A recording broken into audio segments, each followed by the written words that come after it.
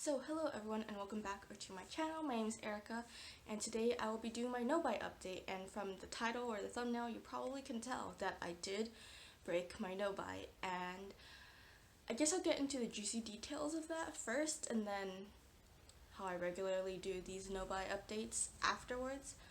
There is a U-Haul outside. Someone's either moving out or in. I think it's out.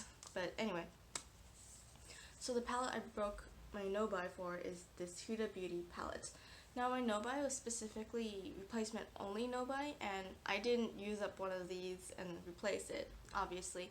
And if I had a gift card I could use it, but I bought this straight from Huda's website because this is the Huda Beauty's Coral Obsession. I had to use my own money, not a gift card. And I mean, I'm not upset that I bought this. It was not a moment of weakness. And I'm not going to make excuses for myself because I purposefully bought this palette, and I'll explain to you why I did, like my thought process, so you can get an idea of what I was thinking. So it's not like I'm spending too much on makeup, it's not like I'm broke and I don't know how to spend my money, and it's also not I have too much stuff. I guess originally it might have been, but my main purpose was to see if I could do this no-buy, and that was literally it. I thought I would be busy enough with school and work to be able to do this no-buy successfully, and I have for about 9 months, and I feel like that's good.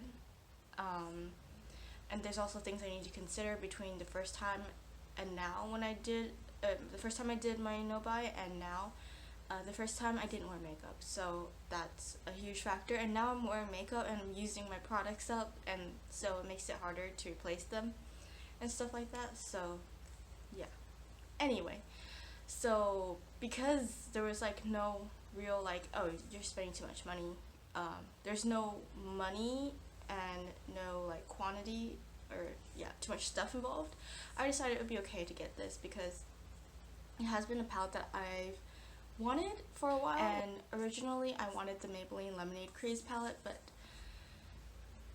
I thought I would wear all the colors, and so I looked up reviews, and there's a lot of mixed reviews. I've heard things about Maybelline not being that good quality, and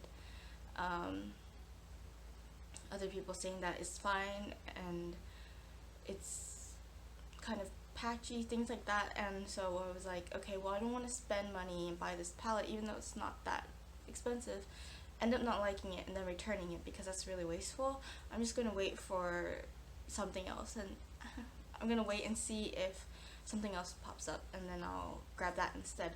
And then about a month ago, I believe I saw this on the subreddit pan porn, and it was the first thing I thought was, that looks a lot like Lemonade Craze. So then I looked it up and I couldn't find it on Sephora, but I did find it on Huda's website. So I was like, cool, I'll just buy this next year, in January, when I can,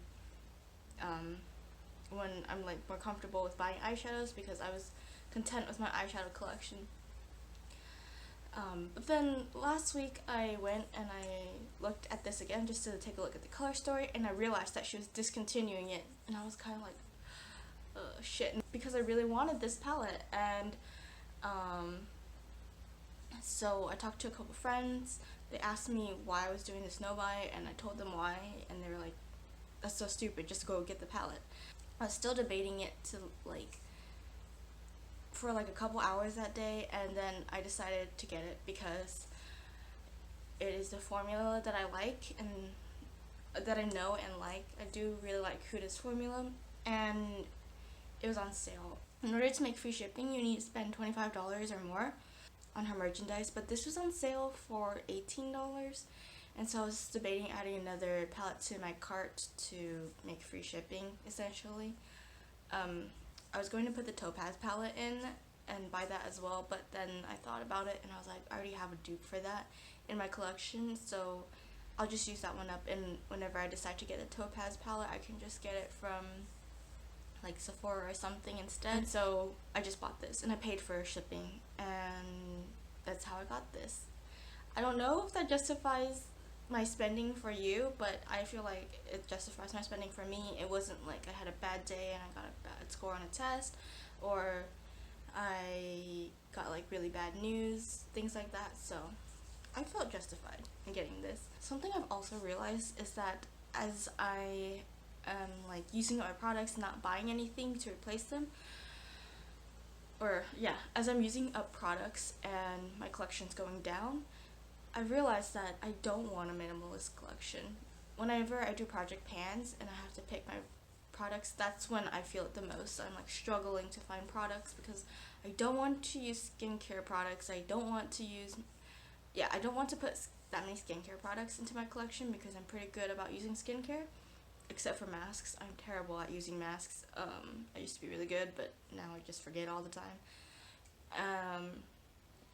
You don't want to put hair care like shampoo and conditioner because I feel like that's not that interesting.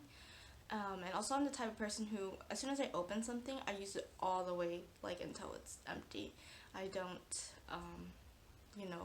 open like, I don't have like 3 of the same type of moisturizers open at the same time, if that makes sense, or 3 of the same body lotions open at the same time.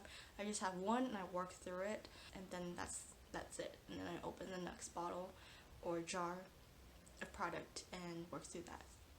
So yeah, like I struggle a lot to find products for project pans,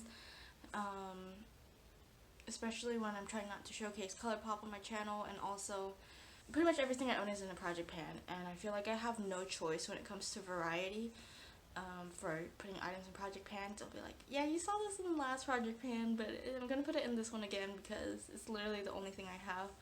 So